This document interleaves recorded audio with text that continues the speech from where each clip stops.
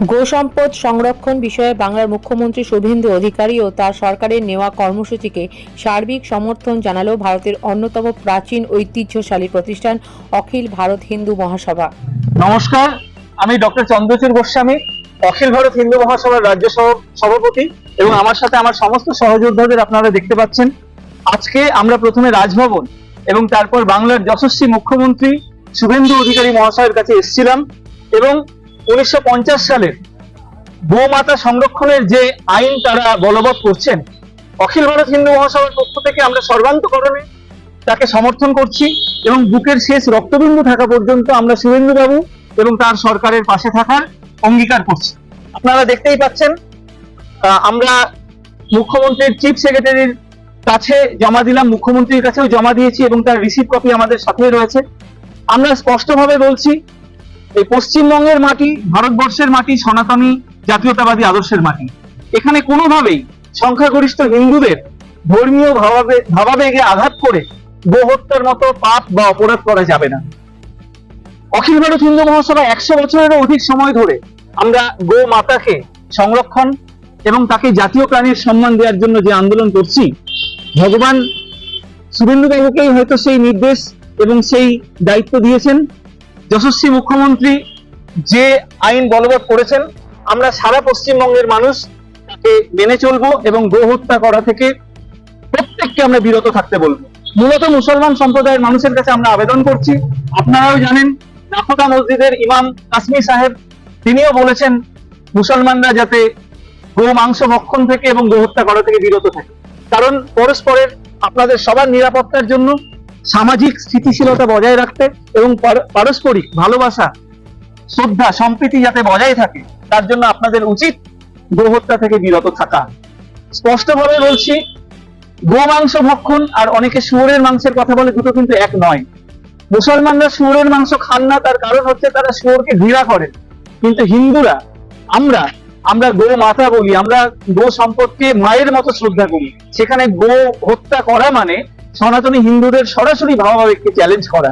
আর যে হুমায়ুন আজকে বলছে যে গো হত্যা করতে না দিলে, গো মাংস খেতে না দিলে পশ্চিমবঙ্গ সরকারের সাথে লড়াই করবে, সবার আগে বলি হুমায়ুন, তার আগে আমাদের সাথে তোমাকে লড়াই করতে হবে।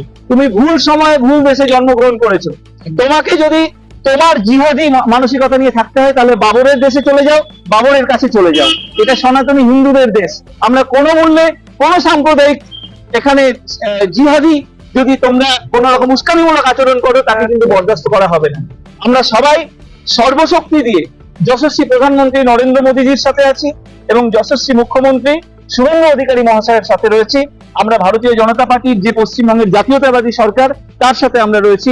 হিন্দু মহাসভার সাথে আপনারা থাকুন, আপনারা সবাই আমাদের পাশে থাকুন। জয় শ্রীরাম, জয় জয় শ্রীরাম, ভারত মাতা কি, ভারত মাতা কি।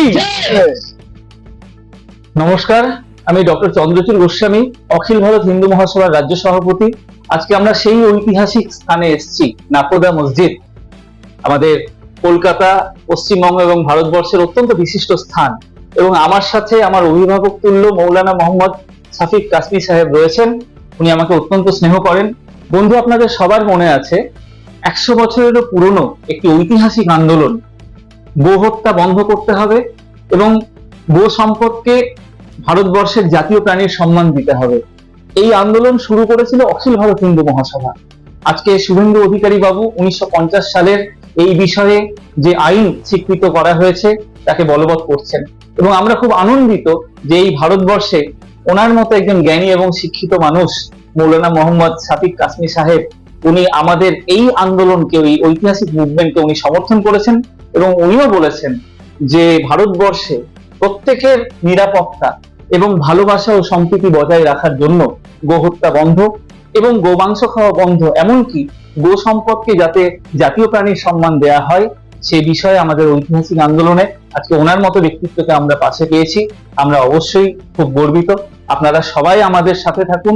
ভারতবর্ষের মাটিতে আমরা সবাই মিলেমিশে থাকবো, কারণ মাথায় রাখতে হবে, একটি ব্লাড ডোনেশন ক্যাম্পে ব্লাড স্যাম্পল দেখে আমরা বলতে পারবো না মানুষটি হিন্দু না মুসলমান না শিখ, নাকি সে হিন্দু মহাসভাকে ভোট দেয়, বিজেপি কে দেয় না তৃণমূলকে দেয়। তাই এখানে আমরা সবাই মিলেমিশে শান্তিতে থাকবো। ওনারা আমাদের সেন্টিমেন্টকে শ্রদ্ধা জানাচ্ছেন আমরা অবশ্যই পাল্টা ওনাদের পাশে আছি, আমরা ভালোবাসা জানাচ্ছি। সবাই আমাদের পাশে থাকুন। জয় হিন্দ, জয় ভারত। शुक्रिया अदा करते हैं कि आपने हमें इस लायक समझा।